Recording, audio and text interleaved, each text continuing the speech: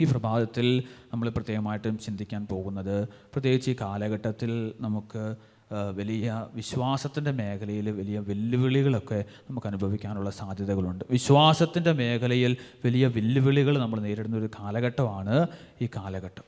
അപ്പോൾ നമ്മൾ ഈ കാലഘട്ടത്തിൽ നമ്മൾ പ്രത്യേകിച്ച് നമ്മൾ വിശ്വാസം വർദ്ധിക്കാൻ വേണ്ടിയൊക്കെ നമ്മൾ പ്രാർത്ഥിക്കണം. വിശ്വാസത്തിൻ്റെ വർധനവിന് വേണ്ടി നമ്മൾ പ്രാർത്ഥിക്കണം. അല്ലെങ്കിൽ നമ്മുടെ വിശ്വാസം ക്ഷയിച്ചു പോകാനുള്ള സാധ്യതകളുണ്ട്. ലോകത്തിൽ വലിയൊരു തിന്മ, വിശ്വാസം എടുത്തു മാറ്റുന്ന ഒരു അന്ധകാരം ഇന്ന് ലോകത്തിൽ വ്യാപിക്കുന്നുണ്ട് എന്ന് നമ്മൾ മനസ്സിലാക്കണം. കരങ്ങൾ ഉയർത്തി പറഞ്ഞ ഹല്ലേലൂയാ, സന്തോഷത്തോടെ പറഞ്ഞ ഹല്ലേലൂയാ, ഹല്ലേലൂയാ, ഹല്ലേലൂയാ. യേശുവേ നന്ദി, യേശുവേ ആരാധന. അപ്പോൾ സങ്കീർത്തനങ്ങളുടെ പുസ്തകം 14-ാം അധ്യായം അതിൻ്റെ 1-ാമത്തെ വാക്യത്തിൽ വചനം എങ്ങനെയാണ് പറയുന്നത്? സങ്കീർത്തനങ്ങളുടെ പുസ്തകം 14-ാം അധ്യായം അതിൻ്റെ 1-ാമത്തെ തിരുവചനം, അതിൻ്റെ 1-ാമത്തെ തിരുവചനം. അവിടെ വചനം എങ്ങനെയാണ് പറയുന്നത്? ദൈവമില്ല എന്ന് മൂഢൻ തൻ്റെ ഹൃദയത്തിൽ പറയുന്നു. ദൈവമില്ല എന്ന് മൂഢൻ തൻ്റെ ഹൃദയത്തിൽ പറയുന്നു. മ്ലേച്ഛതയിൽ മുഴുകി അവർ ദുഷിച്ചിരിക്കുന്നു, നന്മ ചെയ്യുന്നവർ ആരുമില്ല. ദൈവമില്ല എന്ന് മൂഢൻ തൻ്റെ ഹൃദയത്തിൽ പറയുന്നു, മ്ലേച്ഛതയിൽ മുഴുകി അവർ ദുഷിച്ചിരിക്കുന്നു, നന്മ ചെയ്യുന്നവർ ആരുമില്ല. അപ്പോൾ മൂഢൻ തൻ്റെ ഹൃദയത്തിൽ പറയും, എനിക്ക് മുകളിലൊരു ദൈവമില്ല, എനിക്ക് മുകളിലൊരു ദൈവമില്ല, ഞാനാണ് ദൈവം, എനിക്ക് മുകളിലൊരു ദൈവം ഇല്ല എന്ന് മൂഢൻ പറയും, ഭോഷൻ പറയും. ദൈവത്തെക്കുറിച്ച് ചിന്തയില്ലാത്ത, ദൈവത്തെ നിഷേധിക്കുന്ന ഒരു വ്യക്തിക്ക് വിശുദ്ധ ഗ്രന്ഥം പറയുന്ന പേരാണെന്ത്? മൂഢൻ അല്ലെങ്കിൽ ഭോഷൻ. കരങ്ങൾ ഉയർത്തി പറഞ്ഞ ഹല്ലേലൂയാ, സന്തോഷത്തോടെ പറഞ്ഞ ഹല്ലേലൂയാ. വിശുദ്ധ ലൂക്കായുടെ സുവിശേഷം 12-ാം അധ്യായം അതിൻ്റെ 13 മുതൽ 21. വിശുദ്ധ ലൂക്കായുടെ സുവിശേഷം 12-ാം അധ്യായം അതിൻ്റെ 13 മുതൽ 21 വരെയുള്ള വാക്യങ്ങളിൽ ഭോഷനായിട്ടുള്ള ധനികനെക്കുറിച്ച് വചനം പറയുന്നുണ്ട്. ഭോഷനായ ധനികൻ. അവിടെ ഈശോയുടെ അടുത്ത് ഒരുവൻ വന്നിട്ട് ഈശോട് പറയാണ്, ഗുരു, പിതൃസ്വത്ത് താനും ഞാനുമായി പങ്കുവയ്ക്കാൻ എൻ്റെ സഹോദരനോട് കൽപ്പിക്കണമേ.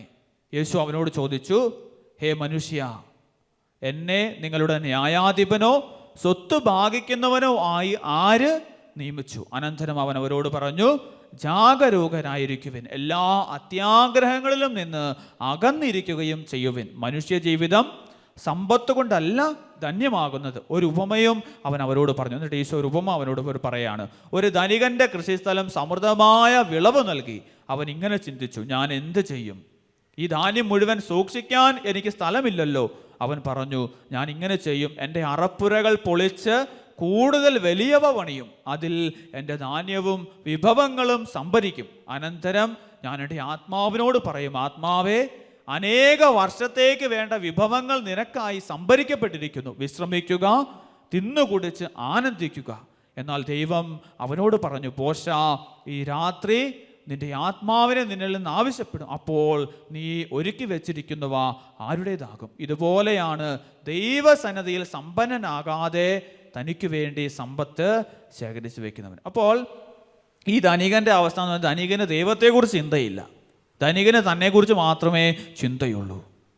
ധനികൻ ഇങ്ങനെ പറയാണ്, അതായത് അറപ്പുരകളൊക്കെ പൊളിച്ച് കൂടുതൽ വലിയവ പണിത്, വലിയ വിഭവങ്ങൾ, ധാന്യം, സമൃദ്ധിയൊക്കെ ഉണ്ടായി കഴിഞ്ഞപ്പോൾ അവന് ദൈവത്തെക്കുറിച്ചുള്ള ചിന്ത നഷ്ടപ്പെട്ടു. അവൻ പറയാണ്, ഞാൻ ഈ അറപ്പുരകളൊക്കെ പൊളിച്ച് കൂടുതൽ വലിയവ പണിയും, എന്നിട്ട് അത് മുഴുവൻ ഞാൻ ശേഖരിച്ച് വെക്കും. എന്നിട്ട് ആത്മാവിനോട് പറയും, ആത്മാവേ, അനേക നാളുകൾക്ക് വേണ്ടി നിനക്ക് ഭക്ഷിക്കാൻ വേണ്ടി ഞാൻ ഇതെല്ലാം സംഭരിച്ച് വെച്ചിരിക്കുന്നു, നീ തിന്നു കുടിച്ച് ആനന്ദിക്കുക. അപ്പോൾ കർത്താവ് ചോദിക്കുകയാണ്, ഭോഷ, ഈ രാത്രിയിൽ നിന്റെ ആത്മാവിനിൽ നിന്ന് ആവശ്യപ്പെട്ടാൽ നീ സംഭരിച്ച് വെച്ചിരിക്കുന്നവയൊക്കെ ആരുടേതാകുമെന്ന് ചോദിക്കുകയാണ്. അപ്പോൾ ദൈവത്തെക്കുറിച്ച് ചിന്തയില്ലാത്ത ഒരു വ്യക്തിയെ വിശുദ്ധ ഗ്രന്ഥം വിളിക്കുന്ന പേരാണ് ഭോഷൻ അല്ലെങ്കിൽ മൂഢൻ. അതുകൊണ്ട് ഭോഷൻ പറയും, എനിക്ക് മുകളിലൊരു ദൈവമില്ല. ദൈവമില്ല എന്ന് മൂഢൻ തൻ്റെ ഹൃദയത്തിൽ പറയുന്നു. മ്ലേച്ഛതയിൽ മുഴുകി അവർ ദുഷിച്ചിരിക്കുന്നു. കരങ്ങൾ ഉയർത്തി പറഞ്ഞു ഹല്ലേലൂയാ, സന്തോഷത്തോട് പറഞ്ഞു ഹല്ലേലൂയാ.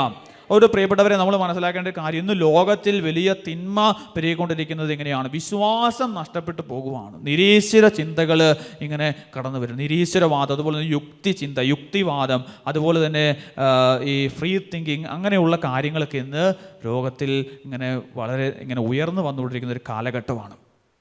അതുകൊണ്ട് നമ്മൾ നമ്മുടെ വിശ്വാസം സംരക്ഷിക്കുന്നതിൽ നമ്മൾ ജാഗരൂകരായിരിക്കണം. അല്ലെങ്കിൽ നമ്മുടെ വിശ്വാസത്തിൽ അത് കടന്നു കയറി വിശ്വാസം ക്ഷയിപ്പിച്ചു കൊണ്ടുപോകും. നിരീശ്വരവാദം എന്താണെന്ന് നമുക്കറിയാം. അല്ല, ദൈവമില്ല എന്ന് പറയുന്ന ഒരു തത്വചിന്തയാണ്. ദൈവമില്ല, ദെയർ ഈസ് നോ ഗോഡ്.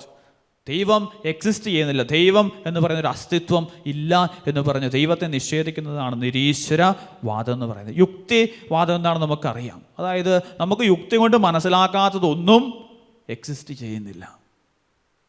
നമുക്ക് യുക്തി കൊണ്ട് മനസ്സിലാക്കാൻ പറ്റാത്തതൊന്നും യാഥാർത്ഥ്യമല്ല, നിലനിൽക്കുന്നതല്ല എന്ന് പറയുന്നതാണ് യുക്തിവാദം, യുക്തിചിന്ത.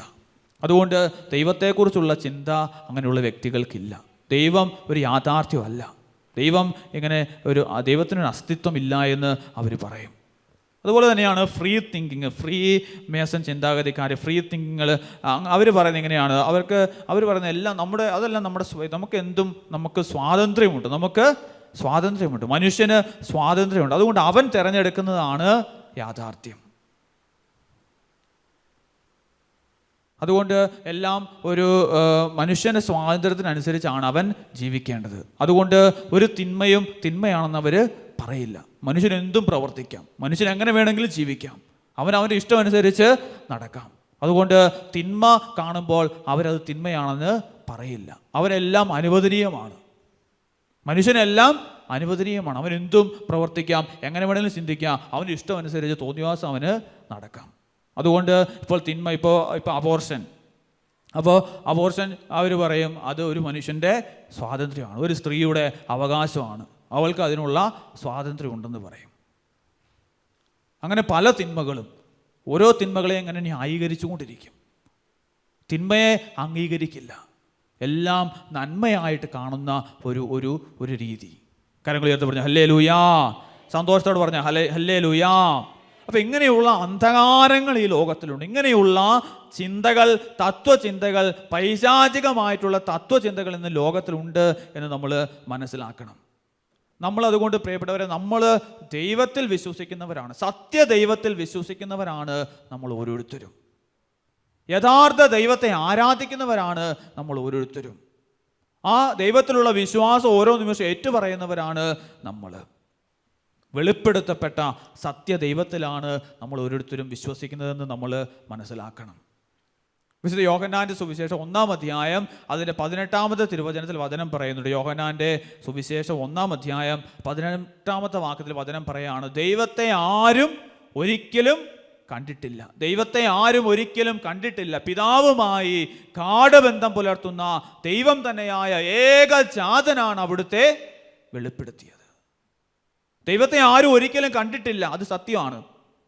പിതാവുമായി ഗാഢബന്ധം പുലർത്തുന്ന ദൈവം തന്നെയായ ഏകജാതനാണ് അവിടുത്തെ വെളിപ്പെടുത്തിയത്. നമ്മൾ മനസ്സിലാക്കേണ്ട ഒരു കാര്യം, ദൈവത്തെ ആരും കണ്ടിട്ടില്ലെങ്കിലും ആ ദൈവത്തെ വെളിപ്പെടുത്തിയ യേശു ക്രിസ്തുവിനെ നമ്മൾ കണ്ടു കഴിഞ്ഞു. ഈ ലോകത്തിൽ ജനിച്ച് ജീവിച്ച് കടന്നുപോയ ഒരു ദൈവത്തെ നമ്മൾ കണ്ടിട്ടുണ്ട്. യേശു ക്രിസ്തുവിൽ ദൈവത്തെ നമ്മൾ കണ്ടു കഴിഞ്ഞു.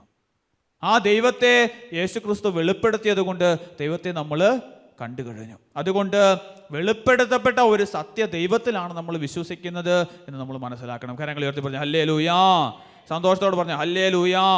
അതുകൊണ്ട് കൊളോസോസ് ലേഖനം 2-ാം അധ്യായം അതിൻ്റെ 6 മുതൽ 10 വരെയുള്ള വാക്യങ്ങൾ വചനം പറയാണ്. കൊളോസോസ് ലേഖനം 2-ാം അധ്യായം അതിൻ്റെ 6 മുതൽ 10 വരെയുള്ള തിരുവചനങ്ങൾ വചനം പറയുകയാണ്, കർത്താവായ യേശു ക്രിസ്തുവിനെ നിങ്ങൾ സ്വീകരിച്ചിരിക്കുന്നതിനാൽ അവനിൽ ജീവിക്കുവിൻ.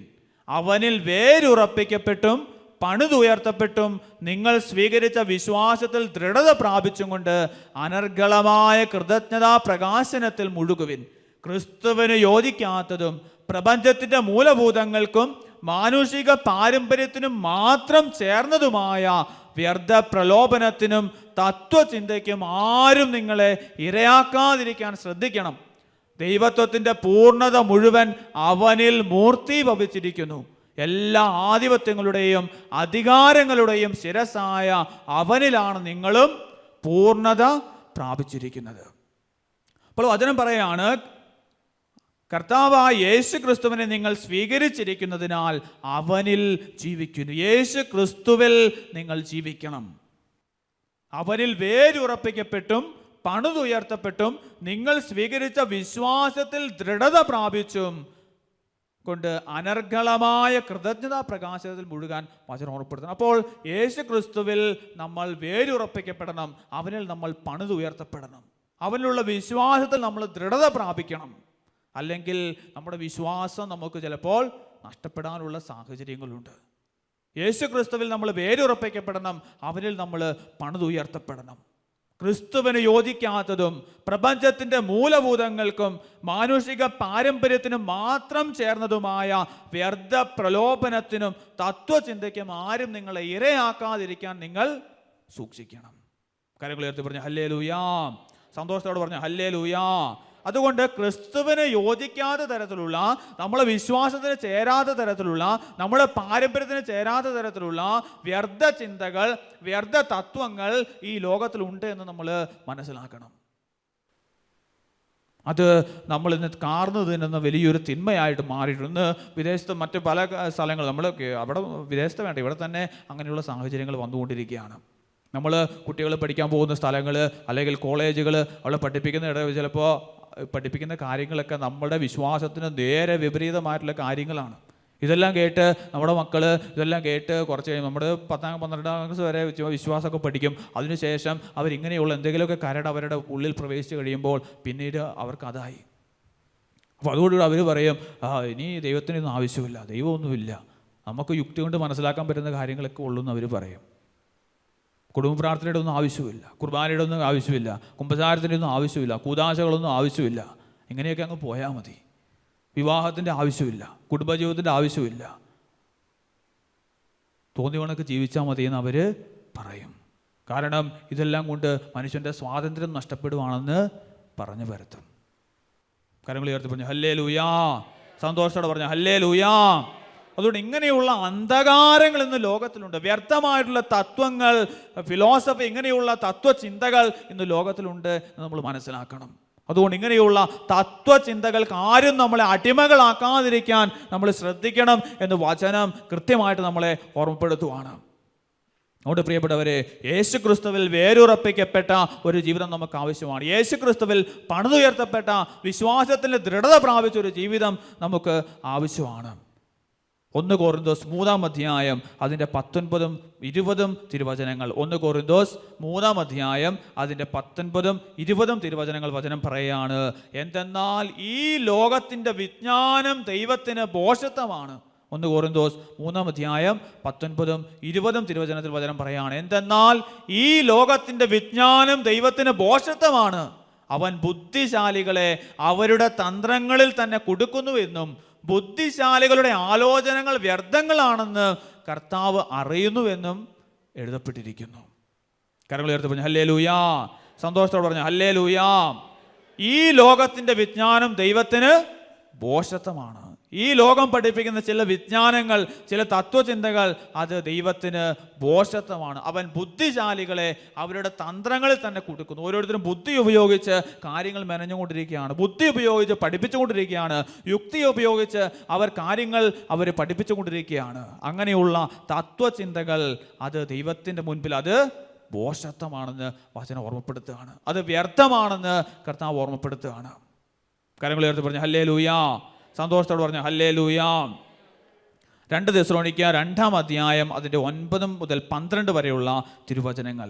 തെസ്സലോനിക്കക്കാർക്ക് എഴുതിയ ലേഖനം 2-ാം അധ്യായം അതിൻ്റെ 9 മുതൽ 12 വരെയുള്ള തിരുവചനങ്ങൾ. അവർ വചനം പറയാണ്, സാത്താൻ്റെ പ്രവർത്തനത്താൽ നിയമനിഷേധയുടെ ആഗമനം എല്ലാ ശക്തികളോടും വ്യാജമായ അടയാളങ്ങളോടും അത്ഭുതങ്ങളോടും സത്യത്തെ സ്നേഹിക്കാനും അങ്ങനെ രക്ഷ പ്രാപിക്കാനും വിമുഖത കാണിക്കുകയാൽ നശിച്ചു പോകുന്നവരെ വഞ്ചിക്കുന്ന അനീതികളോടും കൂടെ ആയിരിക്കും. അതിനാൽ വ്യാജമായതിനെ വിശ്വസിക്കാൻ പ്രേരിപ്പിക്കുന്ന ഒരു മിഥ്യാബോധം ദൈവം അവരിൽ ഉണർത്തും.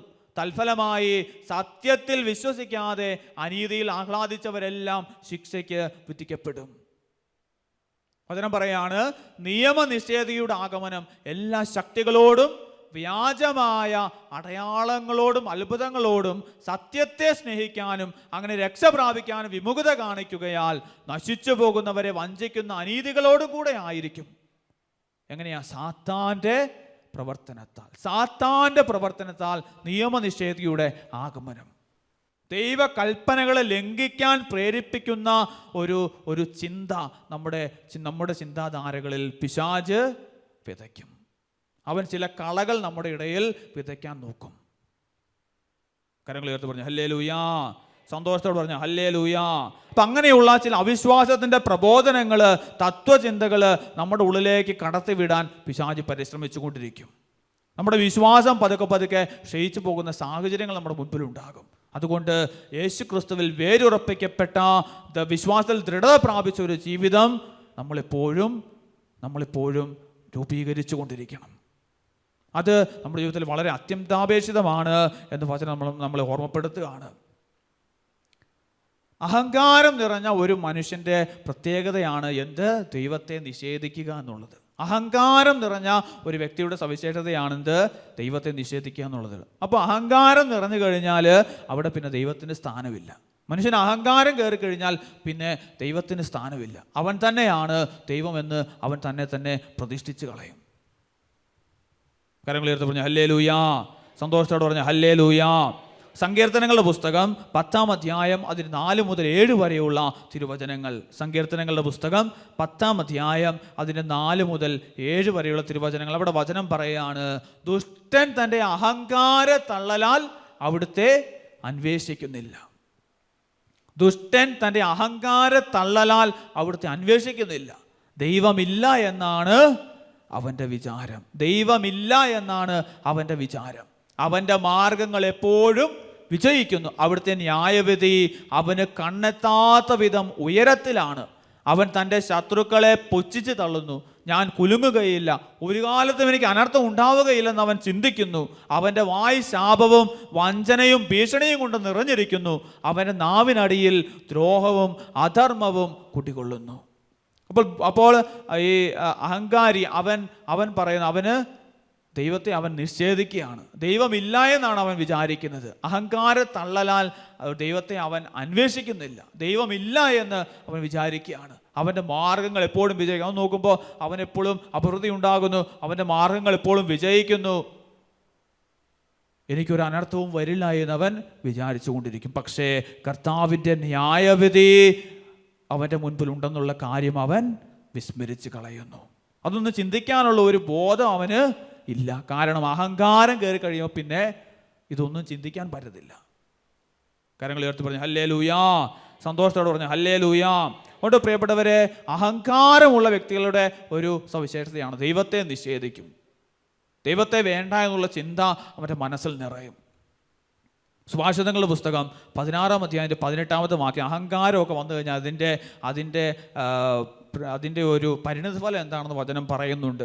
സുഭാഷിതങ്ങളുടെ പുസ്തകം 16-ാം അധ്യായത്തിൻ്റെ 18-ാമത്തെ വചനത്തിൽ വചനം പറയുകയാണ്, അഹങ്കാരം നാശത്തിൻ്റെ മുന്നോടിയാണ്. അഹങ്കാരം നാശത്തിൻ്റെ മുന്നോടിയാണ്. അഹന്ത അധപതനത്തിൻ്റെയും. അഹങ്കാരം നാശത്തിൻ്റെ മുന്നോടിയാണ്. അഹന്ത അധപതനത്തിന്. അപ്പോൾ അഹങ്കാരം വന്നു കഴിഞ്ഞാൽ പിന്നെ ദൈവത്തിന് സ്ഥാനമില്ല. അതുകൊണ്ട് തന്നെ അത് നമ്മളെ നാശത്തിൽ എത്തിച്ചേർന്നിട്ട് അടങ്ങുള്ളൂ. നമ്മളെ അധപതനത്തിലേക്ക് നയിക്കുന്നതാണ് എന്ത്? അഹങ്കാരം. കരങ്ങൾ ഉയർത്തി പറഞ്ഞു ഹല്ലേലൂയാ, സന്തോഷത്തോടെ പറഞ്ഞു ഹല്ലേലൂയാ. അതുകൊണ്ട് പ്രിയപ്പെട്ടവരെ, നമ്മുടെ ജീവിതത്തിൽ ഈ അഹങ്കാരം എന്ന തിന്മ കടന്നു വരാതിരിക്കാൻ നമ്മൾ ശ്രദ്ധിക്കണം. അഹങ്കാരം എന്ന തിന്മയെ നമ്മൾ എപ്പോഴും ചെറുത്ത് നിൽക്കണം. അതിനെ ജീവിതത്തിൽ നമ്മൾ മാറ്റിക്കളയാനായിട്ട് നമ്മൾ പരിശ്രമിക്കണം. ഈ അഹങ്കാരമുള്ള വ്യക്തികൾ ഒരിക്കലും ദൈവത്തിന് മഹത്വം കൊടുക്കില്ല. ദൈവത്തിന് ഒരിക്കലും അവർ സ്ഥാനം കൊടുക്കില്ല. അഹങ്കാരമുള്ള വ്യക്തികൾ ദൈവത്തെ അവർ അംഗീകരിക്കില്ല, ദൈവത്തിന് സ്ഥാനം കൊടുക്കില്ല, ദൈവത്തിന് മഹത്വം കൊടുക്കില്ല. ഈ അഹങ്കാരമുള്ള വ്യക്തികൾക്ക് സംഭവിക്കുന്ന കാര്യങ്ങൾ എന്തൊക്കെയാണെന്ന് ചോദിച്ചാൽ, അഹങ്കാരമുള്ള വ്യക്തികൾക്ക് സംഭവിക്കുന്ന എന്താണെന്ന് ചോദിച്ചാൽ, അഹങ്കാരമുള്ള വ്യക്തികൾ അവർ ജീവിച്ചിരിക്കുമ്പോൾ തന്നെ അവരുടെ ശരീരം ജീർണിക്കും എന്നാണ് വചനം പറയുന്നത്. അഹങ്കാരമുള്ള വ്യക്തികളുടെ ശരീരം ജീവിച്ചിരിക്കുമ്പോൾ തന്നെ ജീർണിച്ചു പോകുന്ന വചനം പറയുകയാണ്. പ്രഭാഷകന്റെ പുസ്തകം 10-ാം അധ്യായം അതിൽ 9 മുതൽ 18 വരെയുള്ള വാക്യങ്ങൾ നമ്മൾ വായിക്കുന്നുണ്ട്. പ്രഭാഷകന്റെ പുസ്തകം 10-ാം അധ്യായം അതിൽ 9 മുതൽ 18 വരെയുള്ള വാക്യങ്ങൾ. അഹങ്കാരത്തോടൊപ്പം പാപവും മുളയെടുക്കുന്നു, അതിനോട് ഒട്ടി നിൽക്കുന്നവൻ മ്ലേച്ഛത വമിക്കും. അതിനാൽ കർത്താവ് അപൂർവമായ പീഡകൾ അയച്ച് അവനെ നിശേഷം നശിപ്പിക്കുന്നു. ആദ്യം മുതൽ ഒന്നോട് വായിക്കാം. പൊടിയും ചാരവുമായ മനുഷ്യൻ അഹങ്കാരിക്കാൻ എന്തുണ്ട്? ജീവിച്ചിരിക്കെ തന്നെ അവൻ്റെ ശരീരം ജീർണിക്കുന്നു. അപ്പോൾ അഹങ്കാരമുള്ള വ്യക്തികളെ കുറിച്ച് വചനം പറയാണ്, പൊടിയും ചാരവുമായ മനുഷ്യൻ അഹങ്കരിക്കാൻ എന്തുണ്ട്? ജീവിച്ചിരിക്കെ തന്നെ അവൻ്റെ ശരീരം ജീർണിക്കുന്നു. നിസ്സാര രോഗമെന്ന് ഭിഷകരൻ പുച്ഛിച്ചു തള്ളുന്നു, എന്നാൽ ഇന്നു രാജാവ്, നാളെ ജഡം. മരിച്ചു കഴിഞ്ഞാൽ പുഴുവിനും കൃമിക്കും വന്യമൃഗങ്ങൾക്കും അവകാശം. അഹങ്കാരം തുടങ്ങുമ്പോൾ എന്ത് സംഭവിക്കുന്നു? അഹങ്കാരം തുടങ്ങുമ്പോൾ കർത്താവിൽ നിന്ന് അകലുന്നു. അഹങ്കാരം തുടങ്ങുമ്പോൾ കർത്താവിൽ നിന്ന് അകലുന്നു. ഹൃദയം അവൻ്റെ സ്രഷ്ടാവിനെ പരിത്യജിച്ചിരിക്കുന്നു. അഹങ്കാരത്തോടൊപ്പം പാപവും മുളയെടുക്കുന്നു. അതിനോട് ഒട്ടി നിൽക്കുന്നവൻ മ്ലേച്ഛത വമിക്കും. അതിനാൽ കർത്താവ് അപൂർവമായ പീഡകൾ അയച്ച് അവനെ നിശേഷം നശിപ്പിക്കുന്നു. കരങ്ങൾ ഉയർത്തി പറഞ്ഞു ഹല്ലേലൂയാ. സന്തോഷത്തോടെ പറഞ്ഞു ഹല്ലേലൂയാ. അപ്പോൾ അഹങ്കാരം വന്നു കഴിഞ്ഞാൽ കർത്താവിൽ നിന്ന് അകലും, സ്രഷ്ടാവിനെ പരിത്യജിക്കും. പിന്നെ സ്രഷ്ടാവ് അങ്ങനെയൊന്നുമില്ല. അഹങ്കാരം വന്നു കഴിഞ്ഞാൽ പിന്നെ അവൻ മാത്രമേ ഉള്ളൂ, നമ്മൾ മാത്രമേ ഉള്ളൂ. ദൈവത്തിൻ്റെ ആവശ്യമില്ല, സ്രഷ്ടാവിൻ്റെ ആവശ്യമില്ല. അങ്ങനെ ഒരു ചിന്ത മനസ്സിലേക്ക് കടന്നു വരും. അപ്പോൾ വചനം പറയുകയാണ്, അഹങ്കാരം ഉള്ള വ്യക്തികളുടെ ശരീരം ജീവിച്ചിരിക്കുമ്പോൾ തന്നെ ജീർണിച്ചു പോകുമെന്ന് വചനം പറയുകയാണ്.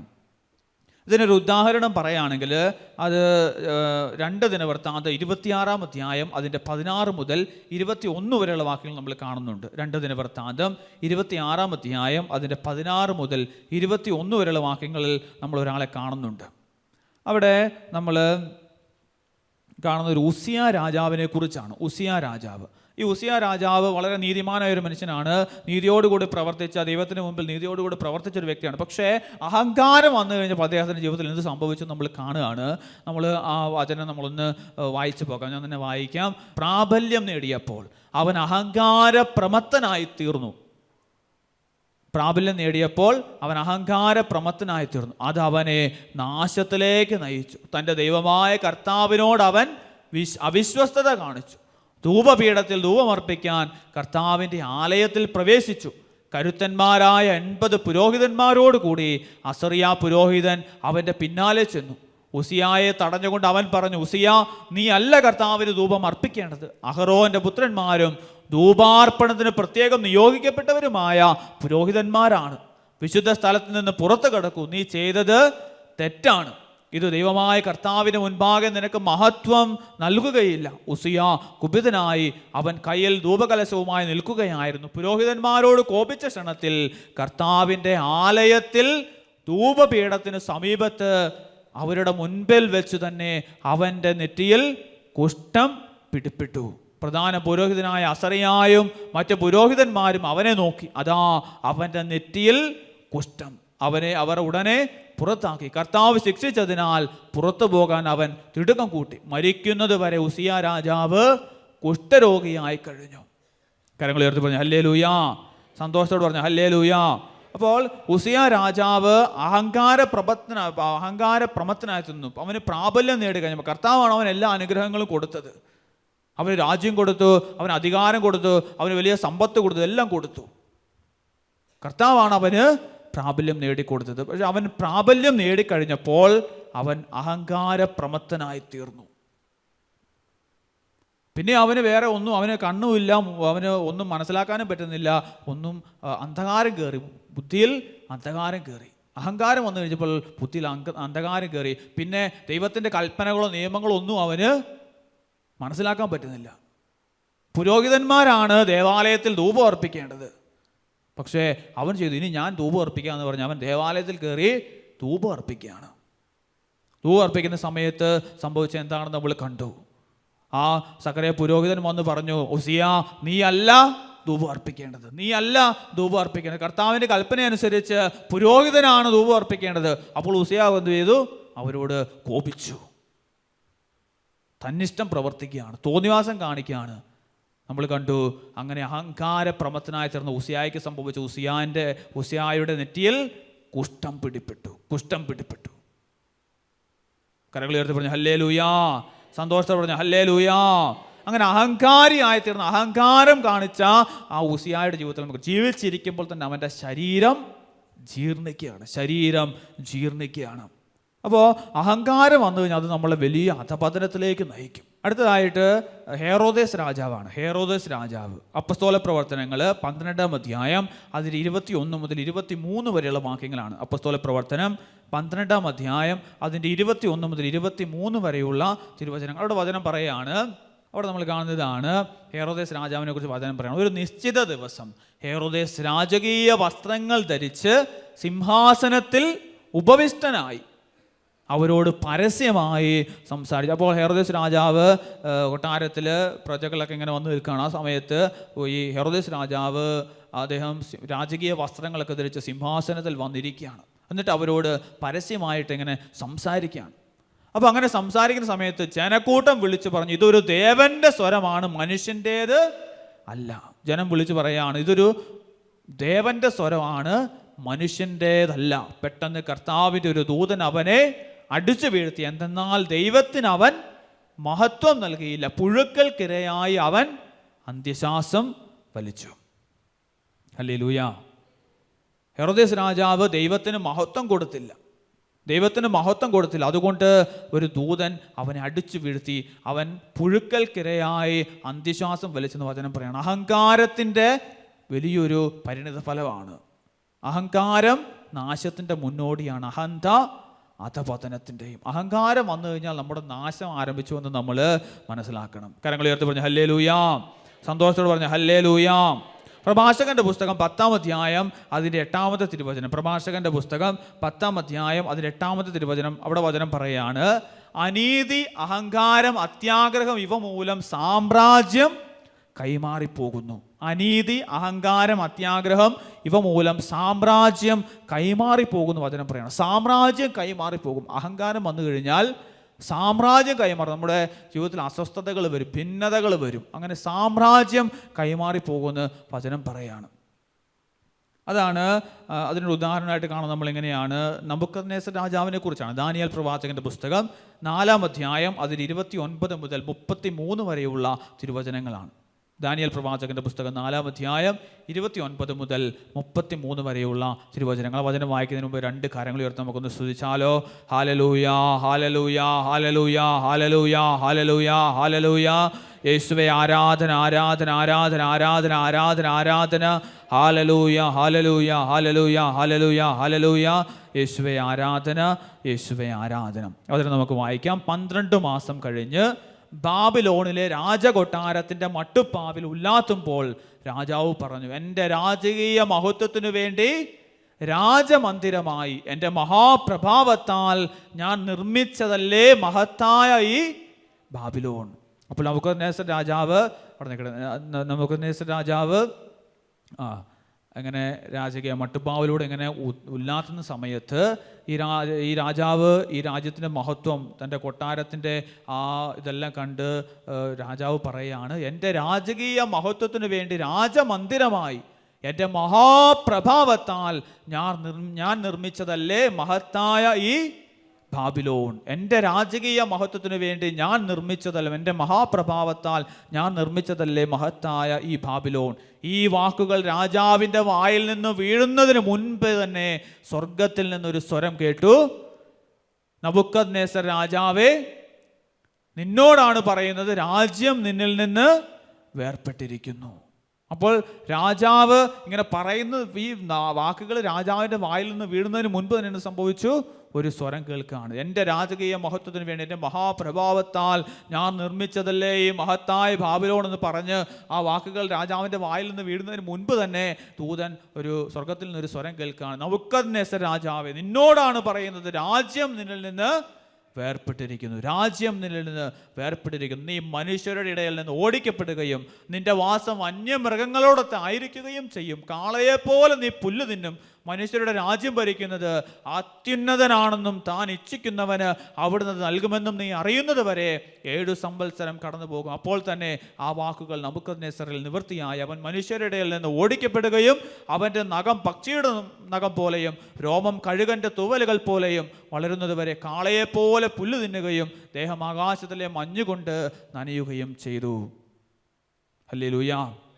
അപ്പോൾ അനീതി, അഹങ്കാരം, അത്യാഗ്രഹം മൂലം സാമ്രാജ്യം തന്നെ കൈമാറിപ്പോകും. നബൂഖദ്നേസർ രാജാവിന് അഹങ്കാരം മൂലം സാമ്രാജ്യം തന്നെ കൈമാറിപ്പോയി. രാജ്യം തന്നെ അവരിൽ നിന്ന് വേർപെട്ടു പോയി. അവൻ്റെ അധികാരം തന്നെ നഷ്ടപ്പെട്ടു പോയി. കരങ്ങൾ ഉയർത്തി പറഞ്ഞു ഹല്ലേലൂയാ. സന്തോഷത്തോടെ പറഞ്ഞു ഹല്ലേലൂയാ. അപ്പം അഹങ്കാരം വന്നു കഴിഞ്ഞാൽ സാമ്രാജ്യം കൈമാറിപ്പോകും.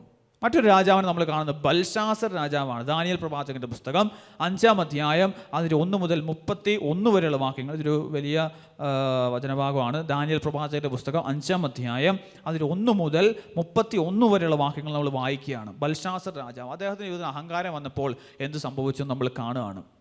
അതേ മുതൽ നമുക്കൊന്ന് വായിക്കാം. ബൽശാസർ രാജാവ് തൻ്റെ പ്രഭുക്കന്മാരിൽ 1000 പേർക്ക് ഒരു വിരുന്ന് നൽകുകയും അവരോടൊപ്പം വീഞ്ഞു കുടിക്കുകയും ചെയ്തു. അപ്പോൾ ബൽശാസർ രാജാവ് വലിയൊരു വിരുന്ന് സംഘടിപ്പിക്കുകയാണ്. എന്നിട്ട് കൂടിയിരുന്നവർക്കെല്ലാം അദ്ദേഹം വീഞ്ഞൊക്കെ കൊടുത്ത് അങ്ങനെ വലിയൊരു സൽക്കാരം അവർക്ക് നൽകുകയാണ്. വീഞ്ഞ് കുടിച്ച് മതിച്ചപ്പോൾ രാജാവായ താനും തൻ്റെ പ്രഭുക്കന്മാരും ഭാര്യമാരും ഉപനാരികളും വീഞ്ഞു കുടിക്കേണ്ടതിന് തൻ്റെ പിതാവായ നബൂഖദ്നേസർ ജെറുസലേം ദേവാലയത്തിൽ നിന്ന് കൊണ്ടുവന്ന സ്വർണവും വെള്ളിയും കൊണ്ടുള്ള പാത്രങ്ങൾ കൊണ്ടുവരാൻ അവൻ കൽപ്പിച്ചു. അപ്പോൾ നബൂഖദ്നേസർ രാജാവ് മുൻപ് യുദ്ധം ചെയ്ത് ജെറുസലേം ദേവാലയത്തിൽ നിന്ന് പിടിച്ചുകൊണ്ടുവന്ന കുറച്ച് വെള്ളിപ്പാത്രങ്ങൾ, സ്വർണ്ണപാത്രങ്ങളൊക്കെ ഉണ്ട്. അപ്പോൾ അതൊക്കെ തങ്ങൾക്ക് വീഞ്ഞു കുടിക്കാൻ, തൻ്റെ ഭാര്യ അതുപോലെ ഉപനാരികൾ ഇവർക്കെല്ലാം വീഞ്ഞു കുടിക്കാൻ വേണ്ടി അത് എടുത്തുകൊണ്ട് വരാൻ പറഞ്ഞു. വളരെ വിശുദ്ധമായ പാത്രങ്ങളാണ്. കർത്താവിൻ്റെ ആലയത്തിൽ സൂക്ഷിക്കപ്പെടുന്ന വിശുദ്ധമായ പാത്രങ്ങളാണ് ഇതെല്ലാം. അത് വേറൊരു കാര്യത്തിന് വേണ്ടി ഉപയോഗിക്കാൻ പാടില്ലാത്തതാണ്. വിശുദ്ധമായ കാര്യങ്ങൾക്ക് വേണ്ടി ഉപയോഗിക്കാൻ വേണ്ടി ഉള്ളതാണ്. പക്ഷേ നബൂഖദ്നേസർ രാജാവ് അത് മുൻപ് യുദ്ധത്തിൽ അതെല്ലാം എടുത്തുകൊണ്ട് വന്നതാണ്. അപ്പോൾ ഈ നബൂഖദ്നേസർ രാജാവിൻ്റെ മകനാണ് ബൽശാസർ രാജാവ്. ബൽശാസർ രാജാവ് ഇങ്ങനെ വീഞ്ഞ് സൽക്കാരത്തിനിടയ്ക്ക് പറയുകയാണ്. അവന് അഹങ്കാരം കയറി. അവന് വീഞ്ഞൊക്കെ കുടിച്ചു കഴിഞ്ഞപ്പോൾ അഹങ്കാരം കൊണ്ട് അവൻ്റെ ബോധമൊക്കെ നഷ്ടപ്പെട്ടു. അവൻ പറയാണ്, അത് ദേവാലയത്തിൽ എടുത്തുകൊണ്ട് വരിക, സ്വർണവും അതുപോലെ വെള്ളിയും കൊണ്ടുള്ള പാത്രങ്ങൾ കൊണ്ടുവരാൻ പറയാണ്. എന്നിട്ട് ജെറുസലേമിലെ ദേവാലയത്തിൽ നിന്ന് അപഹരിച്ചു കൊണ്ടുവന്ന സ്വർണം കൊണ്ടും വെള്ളി കൊണ്ടുമുള്ള പാത്രങ്ങൾ കൊണ്ടുവന്നു. രാജാവും പ്രഭുക്കന്മാരും ഭാര്യമാരും ഉപനാരികളും അവയിൽ നിന്ന് കുടിച്ചു. അവർ വീഞ്ഞ് കുടിച്ചതിനു ശേഷം സ്വർണവും വെള്ളിയും ഓടും ഇരുമ്പും മരവും കല്ലും കൊണ്ടുള്ള ദേവന്മാരെ സ്തുതിച്ചു. പെട്ടെന്ന് ഒരു മനുഷ്യന്റെ കൈവിരലുകൾ പ്രത്യക്ഷപ്പെട്ട ദീപപീഠത്തിനു നേരെ രാജകൊട്ടാരത്തിന്റെ മിനുത്ത ഭിത്തിയിൽ എന്തോ എഴുതി. അപ്പോൾ ആ സമയത്ത് ഒരു കൈ ഇങ്ങനെ കൈവിരലുകൾ പ്രത്യക്ഷപ്പെട്ട് ദീപപീഠത്തിന് നേരെയുള്ള രാജകൊട്ടാരത്തിന്റെ മിനുത്ത ഭിത്തിയിൽ എന്തോ എഴുതിക്കൊണ്ടിരുന്ന കൈപ്പത്തി രാജാവ് കണ്ടു. അപ്പോൾ രാജാവ് പെട്ടെന്ന് ഇങ്ങനെ ഒരു കൈപ്പത്തി മാത്രമുണ്ട്, കൈപ്പത്തി ഇങ്ങനെ ഈ ഭിത്തിയിൽ ഇങ്ങനെ എഴുതിക്കൊണ്ടിരിക്കുകയാണ്. രാജാവ് അത് കണ്ടു.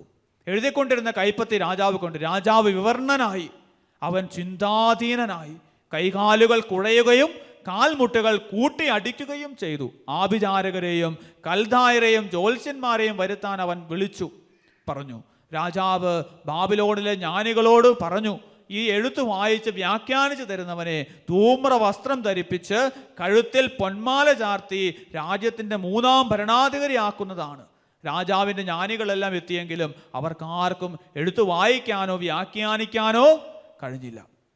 അപ്പോൾ ഈ എഴുത്ത് കണ്ടു കഴിഞ്ഞപ്പോൾ അത് എന്താണെന്ന് രാജാവിന് മനസ്സിലായി. എഴുത്ത് ഇങ്ങനെയുണ്ട്, അതിൻ്റെ അർത്ഥം എന്താണെന്ന് രാജാവിന് അറിയത്തില്ല. അപ്പോൾ രാജാവ് എന്ത് ചെയ്തു? അവിടെയുള്ള ആഭിചാരക്കാരെയും ജ്യോത്സ്യന്മാരെയും എല്ലാവരെയും വിളിച്ചിട്ട് അവരോട് പറഞ്ഞു, ഈ എഴുത്ത് അത് വ്യാഖ്യാനിച്ച് തരുന്നത് ആരാണോ അവനെ രാജ്യത്തിൻ്റെ 3-ാം ഭരണാധികാരി ആയിട്ട് ഞാൻ അവരോധിക്കും. അവനെ ധൂമ്ര വസ്ത്രം ധരിപ്പിച്ച് രാജ്യത്തിൻ്റെ ഒരു 3-ാം ഭരണാധികാരിയായിട്ട് അവനെ നിയമിക്കുമെന്ന് രാജാവ് ഉത്തരവ് പുറപ്പെടുവിച്ചു. എന്നിട്ട് വചനം പറയാണ്, അവർക്കാർക്കും അത് വായിക്കാനോ പറ്റിയില്ല, അത് വ്യാഖ്യാനിക്കാനോ കഴിഞ്ഞില്ല. അപ്പോൾ ബൽശാസർ രാജാവ് അത്യന്തം അസ്വസ്ഥനായി, അവൻ വിവർണനായി, അവൻ്റെ പ്രഭുക്കന്മാരും പരിഭ്രാന്തരായി. രാജാവിൻ്റെയും പ്രഭുക്കന്മാരുടെയും സംസാരം കേട്ട് രാജ്ഞി വിരുന്നുശാലയിലെത്തി. അവൾ പറഞ്ഞു, രാജാവ് നീണാൽ വാഴട്ടെ. നിന്റെ വിചാരങ്ങൾ നിന്നെ അസ്വസ്ഥനാക്കുകയോ നിന്നെ വിവർണനാക്കുകയോ ചെയ്യാതിരിക്കട്ടെ. നിന്റെ രാജ്യത്ത് വിശുദ്ധ ദേവന്മാരുടെ ആത്മാവുള്ള ഒരുവനുണ്ട്. നിന്റെ പിതാവിൻ്റെ കാലത്ത് ദേവന്മാരുടേതുപോലുള്ള തെളിഞ്ഞ ജ്ഞാനവും അറിവും അവനിൽ കാണപ്പെട്ടിരുന്നു. അപ്പോൾ ഈ രാജ്ഞി വന്നിട്ട് പറയാണ്, രാജാവ് അസ്വസ്ഥനാകരുത്, നിന്റെ രാജ്യത്ത് തന്നെ വിശുദ്ധ ദേവന്മാരുടെ ആത്മാവുള്ള ഒരാളുണ്ട്. നിന്റെ പിതാവായ നബൂഖദ്നേസർ രാജാവിൻ്റെ കാലത്ത് അവൻ വലിയ വലിയ കാര്യങ്ങൾ ചെയ്ത ഒരാളാണ് എന്ന് പറഞ്ഞിട്ട് ഈ രാജാവിനോട് പറയുകയാണ്. അസാധാരണമായ ബുദ്ധിയും വിജ്ഞാനവും സ്വപ്നങ്ങൾ വ്യാഖ്യാനിക്കാനും ഗൂഢാർത്ഥ വാക്യങ്ങൾ വിശദീകരിക്കാനും പ്രശ്നങ്ങൾ പരിഹരിക്കാനും വേണ്ട അറിവും താൻ ബെൽത്തശാസർ എന്ന് വിളിച്ചിരുന്ന ദാനിയേൽ എന്നവൻ ഉണ്ടെന്ന് കണ്ട് അങ്ങയുടെ പിതാവായ നബൂഖദ്നേസർ രാജാവ് അവനെ മന്ത്രവാദികളുടെയും ആഭിചാരകരുടെയും കൽദായരുടെയും ജ്യോത്സ്യരുടെയും തലവനാക്കിയിരുന്നു. ഇപ്പോൾ ദാനിയേലിനെ വിളിക്കുക, അവൻ വ്യാഖ്യാനം അറിയിക്കും. ദാനിയേലിനെ രാജസന്നിധിയിൽ കൊണ്ടുവന്നു. രാജാവ് ദാനിയേലിനോട് ചോദിച്ചു, രാജാവായ എൻ്റെ പിതാവ് യൂദയായിൽ നിന്ന് കൊണ്ടുവന്ന യഹൂദ പ്രവാസികളിൽ ഒരുവനായ ദാനിയേൽ നീ തന്നെയാണല്ലോ. വിശുദ്ധ ദേവന്മാരുടെ ആത്മാവ് നിന്നിലുണ്ടെന്നും തെളിഞ്ഞ ബുദ്ധിയും ജ്ഞാനവും നിനക്കുണ്ടെന്നും ഞാൻ കേട്ടിട്ടുണ്ട്. ഈ എഴുത്ത് വായിച്ച് അതിൻ്റെ അർത്ഥം പറയുന്നതിന് വേണ്ടി ജ്ഞാനികളെയും ആഭിചാരകന്മാരെയും എൻ്റെ മുൻപിൽ കൊണ്ടുവന്നു. പക്ഷേ അവർക്കാർക്കും അത് വിശദീകരിക്കാൻ സാധിച്ചില്ല. വ്യാഖ്യാനങ്ങൾ നൽകാനും പ്രശ്നങ്ങൾ പരിഹരിക്കാനും നിനക്ക് സാധിക്കുമെന്ന് ഞാൻ കേട്ടിട്ടുണ്ട്. ഇപ്പോൾ ഈ എഴുത്ത് വായിച്ച് അതെനിക്ക് വ്യാഖ്യാനിച്ചു തരാൻ നിനക്ക് കഴിഞ്ഞാൽ ധൂമ്രവസ്ത്ര വിഭൂഷിതനായി കഴുത്തിൽ പൊന്മാല ചാർത്തി നീ രാജ്യത്തിൻ്റെ 3ാം ഭരണാധികാരിയാകും. അപ്പോൾ ദാനിയേലിനെ വിളിച്ചു, ദാനിയേലിനോട് ഈ ഓഫർ എല്ലാം കൊടുത്തു. നീ ഈ എഴുത്ത് വ്യാഖ്യാനിച്ച് തന്നാൽ നിന്നെ ഞാൻ ധൂമ്ര വസ്ത്രമൊക്കെ ധരിപ്പിച്ച് രാജ്യത്തിൻ്റെ 3ാം ഭരണാധികാരിയാക്കുമെന്ന് പറഞ്ഞു. ദാനിയേൽ രാജസന്നിധിയിലെത്തി. നിന്റെ സമ്മാനങ്ങൾ നിന്റെ കയ്യിൽ തന്നെ ഇരുന്നു കൊള്ളട്ടെ, മറ്റാർക്കെങ്കിലും കൊടുത്തേക്കോ, ലിഖിതം വായിച്ച് അർത്ഥം ഞാൻ പറഞ്ഞു തരാം. അപ്പോൾ ദാനിയേൽ പറഞ്ഞു, നിന്റെ സമ്മാനമൊക്കെ നിന്റെ കൂടെ ഇരിക്കട്ടെ, എനിക്ക് സമ്മാനമൊന്നും വേണ്ട, പക്ഷെ ഞാൻ അതിൻ്റെ അർത്ഥമൊക്കെ വ്യാഖ്യാനിച്ച് തരാമെന്ന് പറഞ്ഞു. എന്നിട്ട് ദാനിയേൽ പറയാണ്,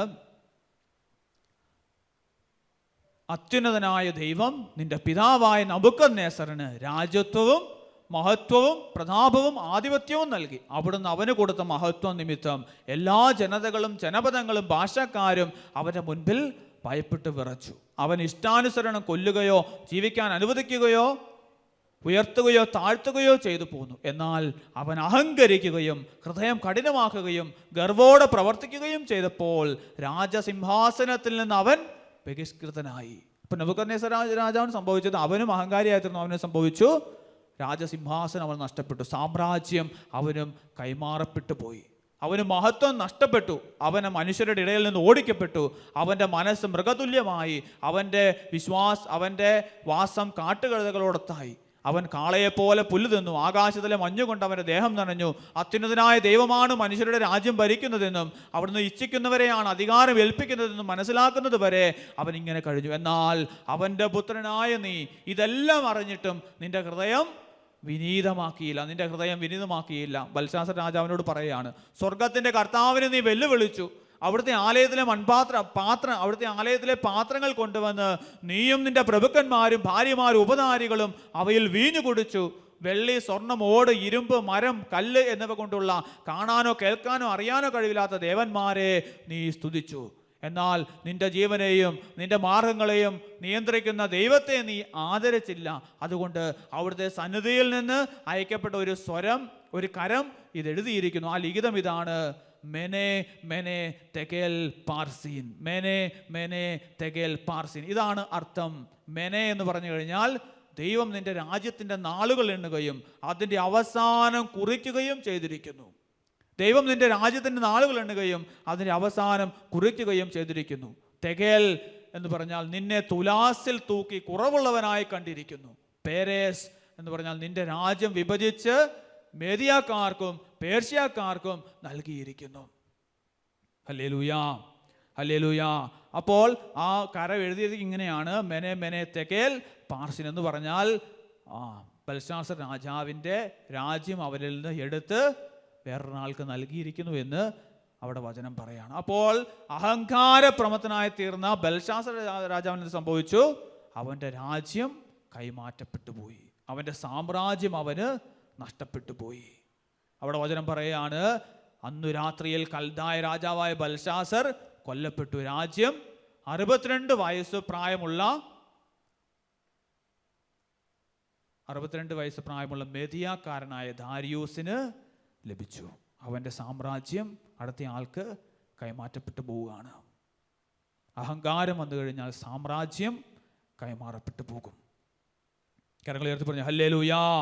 സന്തോഷത്തോടെ പറഞ്ഞു ഹല്ലേലൂയാ. അതുകൊണ്ട് അഹങ്കാരം നമ്മുടെ ജീവിതത്തിൽ വലിയ വലിയ നാശത്തിലേക്ക് നമ്മളെ നയിക്കും, വലിയ വിപത്തിലേക്ക് നമ്മളെ നയിക്കുമെന്ന് നമ്മൾ മനസ്സിലാക്കണം. ഈ അഹങ്കാരം വന്നു കഴിയുമ്പോഴാണ് ദൈവത്തെ നമ്മൾ നിഷേധിക്കുന്നത്. അഹങ്കാരം വന്നു കഴിഞ്ഞാൽ പിന്നെ നമുക്ക് കണ്ണൊന്നും ഉണ്ടാവില്ല, നമുക്ക് ഒന്നും കാണാൻ പറ്റത്തില്ല, നമ്മുടെ ബുദ്ധിയൊക്കെ അന്ധകാരം കയറി നമ്മുടെ മനസ്സൊക്കെ മരവിച്ചു പോകും. ദൈവത്തെക്കുറിച്ചുള്ള ചിന്ത നമുക്ക് നഷ്ടപ്പെടും. സ്രഷ്ടാവിനെക്കുറിച്ചുള്ള ചിന്ത നമുക്ക് നഷ്ടപ്പെടും. പിന്നെ നമ്മൾ ചിന്തിക്കുന്നത് മാത്രമായിരിക്കും എല്ലാം ശരിയും തെറ്റുമായിട്ട് മാറുക. ദൈവത്തിൻ്റെ കൽപ്പനകളോ ദൈവത്തിൻ്റെ വചനങ്ങളോ ഗ്രഹിക്കാൻ നമുക്ക് സാധിക്കാതെ വരും. അതുകൊണ്ട് തന്നെ പലരും ഇന്ന് അങ്ങനെ പലതരത്തിലുള്ള ചിന്താധാരകൾ ഇന്ന് കൊണ്ടുവന്നുകൊണ്ടിരിക്കുകയാണ്. തത്വചിന്തകൾ അടിച്ചേൽപ്പിച്ചുകൊണ്ടിരിക്കുകയാണ്. ദൈവത്തെക്കുറിച്ച് ചിന്ത നഷ്ടപ്പെട്ട് കഴിയുമ്പോൾ പിന്നെ അവർക്ക് തോന്നുന്നതാണ് പ്രമാണങ്ങളായിട്ട് പുറത്തേക്ക് വരുന്നത്. അങ്ങനെ ജീവിച്ച ഒത്തിരിയേറെ മനുഷ്യരുണ്ട്. നിരീശ്വരവാദികളായിട്ടുള്ള യുക്തിവാദികളായിട്ടുള്ള മനുഷ്യരുണ്ട്.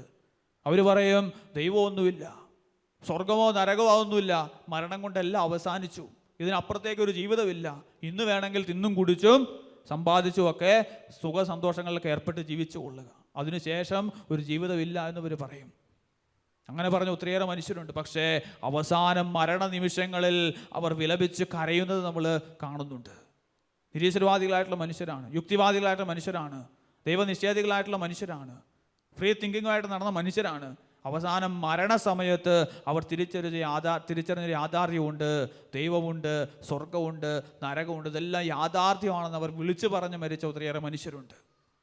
അങ്ങനെയുള്ള മനുഷ്യരെ നിങ്ങളുടെ ശ്രദ്ധയിലേക്ക് കൊണ്ടുവരാം. തോമസ് പെയിൻ എന്ന് പറയുന്ന ഒരു മനുഷ്യൻ, തോമസ് പെയിൻ, അദ്ദേഹം ഇങ്ങനെയാണ് മരിക്കാൻ നേരത്തെ അദ്ദേഹം ഇങ്ങനെയാണ്, അദ്ദേഹം ഒരു നിരീശ്വരവാദിയായിരുന്നു, യുക്തിവാദിയായിരുന്നു. അദ്ദേഹം പറഞ്ഞിങ്ങനെയാണ്, മരിക്കാൻ നേരത്തെ അദ്ദേഹം പറഞ്ഞിങ്ങനെയാണ്, ഇന്ന് ഞാൻ ഒറ്റയ്ക്കാണ്. മരണക്കിടക്കയിൽ കിടക്കുമ്പോൾ അദ്ദേഹം പറയുകയാണ്, ഇന്ന് ഞാൻ ഒറ്റയ്ക്കാണ്, എനിക്ക് വേദന സഹിക്കുവാൻ കഴിയുന്നില്ല, കാരണം നരകത്തിൻ്റെ വക്കിൽ ഞാൻ ഒറ്റയ്ക്കാണ്. ഇത്രയധികം സഹിക്കുവാൻ ഞാൻ എന്തു ചെയ്തു? ക്രിസ്തുവേ എന്നെ സഹായിച്ചാലും എന്നെ ഉപേക്ഷിക്കരുത്, എൻ്റെ കൂടെ നിൽക്കുവാൻ ഒരു കൊച്ചു കുട്ടിയെങ്കിലും അയക്കണമേ എന്ന് പറഞ്ഞ് നിലവിളിച്ച് കരയാണ്. തോമസ് പെയിൻ എന്ന് പറയുന്ന നിരീശ്വരവാദിയായിട്ടുള്ള മനുഷ്യൻ മരണക്കിടക്കയിൽ കിടന്നുകൊണ്ട് പറഞ്ഞതാണ്. കരങ്ങൾ ഉയർത്തി പറഞ്ഞു ഹല്ലേലൂയാം, സന്തോഷത്തോടെ പറഞ്ഞു ഹല്ലേലൂയാം. അടുത്തതായിട്ട് ഇംഗ്ലണ്ടിലെ ചാൻസലർ അതുപോലെ നിരീശ്വരവാദിയുമായിരുന്നുള്ള സർ തോമസ് കോട്ട്, അദ്ദേഹം തൻ്റെ മരണക്കിടക്കയിൽ ഇങ്ങനെയാണ് പറഞ്ഞത്, ഈ നിമിഷം വരെ ഞാൻ വിചാരിച്ചിരുന്നത് സ്വർഗമോ നരകമോ ഇല്ല എന്നായിരുന്നു. ഈ നിമിഷം വരെ ഞാൻ വിചാരിച്ചിരുന്നത് സ്വർഗമോ നരകമോ ഇല്ല എന്നായിരുന്നു. ഇപ്പോൾ അവ രണ്ടുമുണ്ടെന്ന് ഞാൻ അറിയുന്നു. സർവശക്തൻ്റെ ന്യായവിധി വഴി നിത്യ നരകത്തിൽ എറിയപ്പെടാൻ ഞാൻ വിധിക്കപ്പെട്ടിരിക്കുന്നുവെന്ന് അദ്ദേഹം വിളിച്ചു പറയുകയാണ്. സർവശക്തൻ്റെ ന്യായവിധി വഴി നരകത്തിൽ എറിയപ്പെടാൻ ഞാൻ വിധിക്കപ്പെട്ടിരിക്കുകയാണെന്ന് അദ്ദേഹം മരണക്കിടക്കയിൽ കിടന്നുകൊണ്ട് പറയുകയാണ്. സർ തോമസ് കോട്ട്, നിരീശ്വരവാദിയായിട്ടുള്ള മനുഷ്യൻ മരണക്കിടക്കയിൽ കിടന്നുകൊണ്ട് തത്വചിന്തകൻ അതുപോലെ തന്നെ കടുത്ത ക്രിസ്തീയ വിമർശകനുമായിരുന്ന വോൾട്ടയർ, അദ്ദേഹം തൻ്റെ മരണമെടുത്തെന്ന് ഉറപ്പായപ്പോൾ അദ്ദേഹം തന്നെ ചികിത്സിച്ച ഡോക്ടറോട് ഇങ്ങനെയാണ് പറഞ്ഞത്, ദൈവത്താലും മനുഷ്യരാലും ഞാൻ ഉപേക്ഷിക്കപ്പെട്ടു, എൻ്റെ ജീവൻ 6 മാസത്തേക്ക് കൂടി നീട്ടിത്തരാൻ അങ്ങേക്ക് സാധിക്കുമോ എന്ന് ചോദിക്കുകയാണ്. വോൾട്ടയർ മരിക്കാൻ നേരത്ത് അദ്ദേഹം ചികിത്സിച്ച ഡോക്ടറോട് പറയുകയാണ്, ദൈവത്താലും മനുഷ്യരാലും ഞാൻ ഉപേക്ഷിക്കപ്പെട്ടു, എൻ്റെ ജീവൻ 6 മാസത്തേക്ക് കൂടി നീട്ടിത്തരുവാൻ അങ്ങേക്ക് സാധിക്കുമോ എന്ന് ചോദിക്കുകയാണ്. എനിക്കുള്ളതിൻ്റെ പകുതി ഞാൻ നിങ്ങൾക്ക് തരാം, അത് സാധ്യമല്ല എന്ന് ഡോക്ടർ പറഞ്ഞപ്പോൾ അദ്ദേഹം പറയുകയാണ്, അങ്ങനെയാണെങ്കിൽ ഞാൻ മരിക്കും, നരകത്തിലേക്ക് പോവുകയും ചെയ്യും എന്ന് അദ്ദേഹം പറയുകയാണ്. ഞാൻ മരിക്കും, ഞാൻ നരകത്തിലേക്ക് പോകുമെന്ന് അദ്ദേഹം പറയുകയാണ്. 6 മാസത്തേക്ക് കൂടി എൻ്റെ ജീവൻ നീട്ടിത്തരാൻ ഡോക്ടർ അങ്ങേക്ക് ആകുമോ എന്ന് ചോദിച്ചുകൊണ്ട് അദ്ദേഹം പറയുകയാണ്. കരങ്ങൾ ഉയർത്തി പറഞ്ഞു ഹല്ലേലൂയാ, സന്തോഷത്തോട് പറഞ്ഞു ഹല്ലേലൂയാ.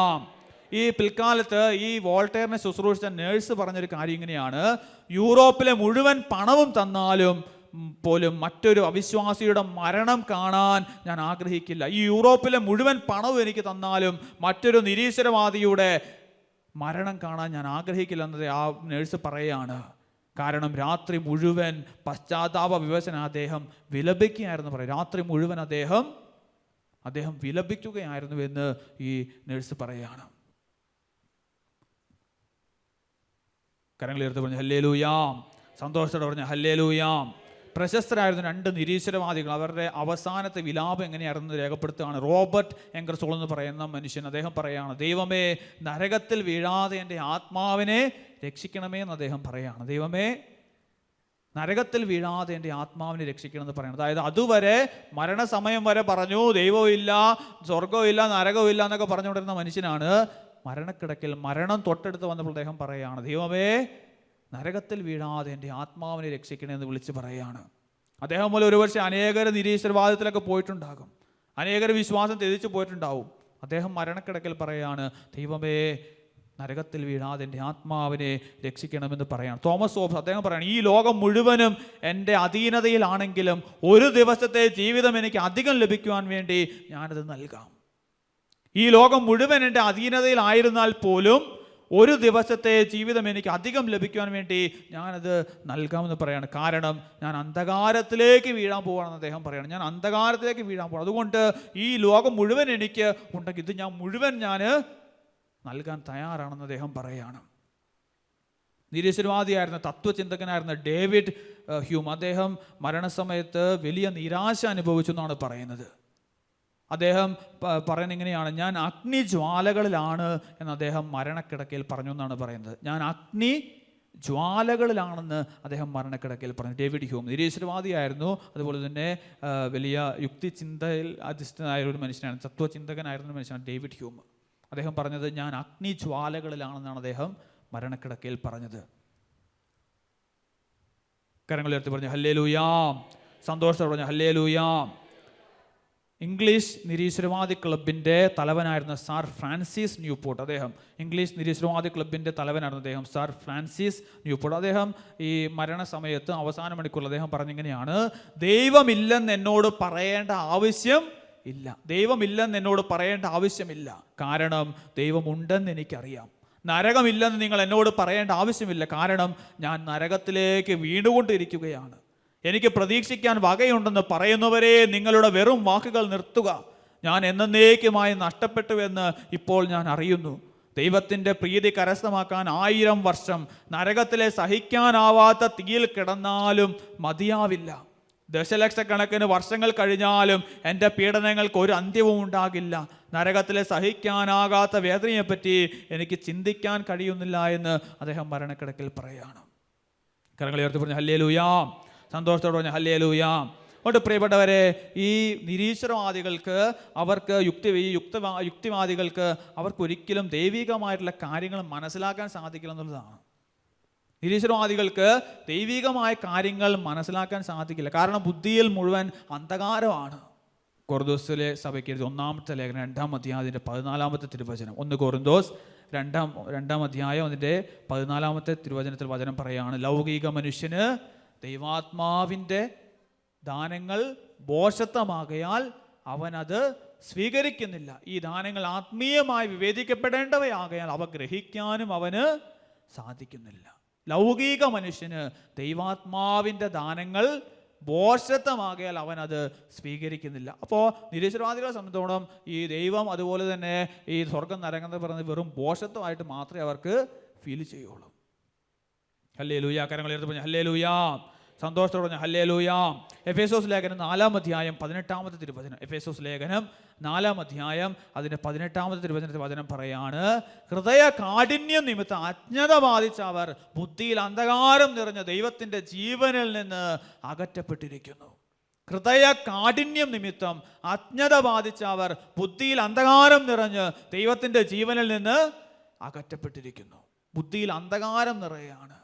ഹൃദയ കാഠിന്യം വന്ന് ബുദ്ധിയിൽ അന്ധകാരം നിറഞ്ഞ് ദൈവത്തിൻ്റെ ജീവനിൽ നിന്ന് അവർ അകറ്റപ്പെട്ടു പോവാന്ന് വചനം പറയുകയാണ്. ബുദ്ധിയിൽ അന്ധകാരം നിറയുന്ന അവസ്ഥ, അതാണ് ഈ നിരീശ്വര ചിന്ത എന്നൊക്കെ പറയുന്നത്. കരങ്ങൾ ഉയർത്തി പറഞ്ഞു ഹല്ലേലൂയാ, സന്തോഷത്തോടെ പറഞ്ഞു ഹല്ലേലൂയാ. അതുകൊണ്ട് പ്രിയപ്പെട്ടവരെ, നമുക്ക് ഈ ലോകത്തിലായിരിക്കുമ്പോൾ നമുക്ക് ദൈവത്തിലുള്ള വിശ്വാസം നമ്മൾ ആഴപ്പെടുത്തണം, ദൈവത്തിലുള്ള വിശ്വാസം നമ്മൾ ശക്തിപ്പെടുത്തണം, ദൈവത്തിലുള്ള വിശ്വാസം നമ്മൾ ദൃഢത പ്രാപിക്കണം. അല്ലെങ്കിൽ ഇങ്ങനെയുള്ള ചില കരടുകൾ നമ്മുടെ ഉള്ളിലേക്ക് വന്നു കഴിയുമ്പോൾ നമുക്ക് വിശ്വാസത്തിൽ നമുക്ക് വീഴ്ചകൾ സംഭവിക്കും. ഓരോ നിമിഷവും വിശ്വാസം വർദ്ധിക്കാൻ വേണ്ടി നമ്മൾ പ്രാർത്ഥിക്കണം. ലൂക്കായുടെ സുവിശേഷം 21-ാം അധ്യായം 34 മുതൽ 36 വരെയുള്ള തിരുവചനങ്ങൾ. ലൂക്കായുടെ സുവിശേഷം 21-ാം അധ്യായം അതിന് 34 മുതൽ 36 വരെയുള്ള തിരുവചനങ്ങൾ. അതുകൊണ്ട് നമ്മൾ ചെയ്യേണ്ട കാര്യം, നമ്മൾ ഈ കുദാശകളിലൊക്കെ നമ്മൾ അടിയുറച്ച് വളരണം. വിശ്വാസത്തിൽ നമ്മൾ കൂടുതൽ താല്പര്യത്തോടെ നമ്മൾ പങ്കുചേരണം. പ്രാർത്ഥനയിൽ നമ്മൾ അഭിവൃദ്ധി പ്രാപിക്കണം. വചനം പറയാണ്, സുഖലോലുപത, മദ്യാസക്തി, ജീവിത വ്യഗ്രത എന്നിവയാൽ നിങ്ങളുടെ മനസ്സ് ദുർബലമാവുകയും ആ ദിവസം ഒരു കെണി പോലെ പെട്ടെന്ന് നിങ്ങളുടെ മേൽ വന്ന് വീഴുകയും ചെയ്യാതിരിക്കാൻ ശ്രദ്ധിക്കുവിൻ. എന്തെന്നാൽ ഭൂമുഖത്ത് ജീവിക്കുന്ന എല്ലാവരുടെയും മേൽ അത് നിപതിക്കും. സംഭവിക്കാനിരിക്കുന്നവയിൽ നിന്നെല്ലാം രക്ഷപ്പെട്ട് മനുഷ്യപുത്രന്റെ മുൻപിൽ പ്രത്യക്ഷപ്പെടാൻ വേണ്ട കരുത്ത് ലഭിക്കാൻ സദാ പ്രാർത്ഥിച്ചുകൊണ്ട് ജാഗരൂകരായിരിക്കുവിൻ. സുഖലോലുപത, മദ്യാസക്തി, ജീവിത വ്യഗ്രത എന്നിവയാൽ നിങ്ങളുടെ മനസ്സ് ദുർബലമാവുകയും ആ ദിവസം ഒരു കെണി പോലെ പെട്ടെന്ന് നിങ്ങളുടെ മേൽ വന്ന് വീഴുകയും ചെയ്യാതിരിക്കാൻ ശ്രദ്ധിക്കുവിൻ. അതുകൊണ്ട് നമ്മൾ എപ്പോഴും പ്രാർത്ഥിച്ചുകൊണ്ട് ജാഗരൂകരായിരിക്കണം. വിശ്വാസത്തിൽ അഭിവൃദ്ധിപ്പെട്ടുകൊണ്ടിരിക്കണം. കുദാശകളിൽ നമ്മൾ ഉത്സുകരായിരിക്കണം. കരങ്ങൾ ഉയർത്തി പറഞ്ഞ് ഹല്ലേലൂയാ, സന്തോഷത്തോടെ പറഞ്ഞ് ഹല്ലേലൂയാ. അതുകൊണ്ട് ഇത് നമുക്ക് എപ്പോൾ വേണമെങ്കിലും സംഭവിക്കാമെന്നാണ് ഞാൻ പറയുന്നത്. വിശ്വാസം നഷ്ടപ്പെട്ടു പോകാൻ എപ്പോൾ വേണമെങ്കിലും സാധ്യതയുണ്ട്. അതുകൊണ്ട് പ്രാർത്ഥനയിൽ നമ്മൾ അഭിവൃദ്ധി പ്രാപിക്കണം. വിശ്വാസത്തിൽ നമ്മൾ തീഷ്ണതയോടുകൂടെ മുന്നേറാൻ നമ്മൾ പരിശ്രമിക്കണം. കർത്താവ് നമുക്ക് നൽകുന്ന സാഹചര്യങ്ങൾ നമ്മൾ പ്രയോജനപ്പെടുത്തണം. വിശ്വാസത്തിന് ചേർന്ന കാര്യങ്ങൾ നമ്മൾ നിരന്തരം ഏർപ്പെട്ടുകൊണ്ടിരിക്കണം. കരങ്ങൾ ഉയർത്തി പറഞ്ഞ ഹല്ലേലൂയാ, സന്തോഷത്തോട് പറഞ്ഞ ഹല്ലേലൂയാ. അതുകൊണ്ട് പ്രിയപ്പെട്ടവരെ, ഇതെല്ലാം യാഥാർത്ഥ്യമാണ്. ദൈവം, സ്വർഗം, നരകം ഇതെല്ലാം യാഥാർത്ഥ്യമാണ് എന്ന് നമ്മൾ വിശ്വസിക്കണം. ആ വിശ്വാസം നമ്മൾ എപ്പോഴും നമ്മൾ ഉറപ്പിച്ചുകൊണ്ടിരിക്കണം. മരണത്തിനപ്പുറം ഒരു ജീവിതമുണ്ടെന്ന് നമ്മൾ വിശ്വസിക്കണം. ഹല്ലേലൂയാ, ഹല്ലേലൂയാ. ഇത് നമ്മുടെ ജീവിതത്തിൽ അത്യന്താപേക്ഷിതമായിട്ടുള്ള ഒരു കാര്യമാണ്.